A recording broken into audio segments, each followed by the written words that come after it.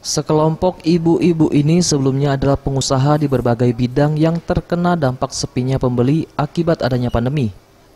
Melihat peluang dengan banyaknya orderan makanan online yang menggunakan sendok plastik sekali pakai, membuat mereka berpikir untuk memanfaatkan sendok-sendok bekas ini menjadi suatu kerajinan yang bernilai jual. Adapun dalam pembuatan kerajinan bunga hias ini, sebelumnya sendok-sendok bekas ini sudah disterilkan terlebih dahulu dan barulah mereka berkreasi membentuk berbagai macam bunga, salah satunya bunga tulip. Kita orderan kurang ya, sama orderan banyak. Saya berpikir banyak orang belanja online pakai sendok bekas. Kalau makan kan pakai sendok plastik, otomatis bakso segala macam pasti ada sendoknya. Daripada dibuang, menuhi sampah, bagaimana kalau kita manfaatkan? Kita mempunyai nilai jual kan? Awalnya sih itu gitu.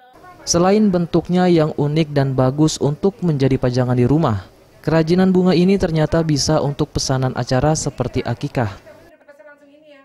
Ini loh, saya kan ada buat ini saudara, dia mau akikah buat bulan depan. Jadi ini kan bagus ya, unik, terus kayak ini tempat lain belum ada sih. Kemarin saya lihat ada di IG yang jual ini. Jadi ini ya bagus ya, unik ya, maksudnya terus kita untuk dari teman-teman yang dari bahan bekas bisa jadi sesuatu ya, kayaknya bagus, unik. Untuk saat ini penjualan masih dilakukan melalui mulut ke mulut dan melalui media sosial, dengan harga Rp3.500 untuk satu tangkai bunga. Eza PM, Sriwijaya TV.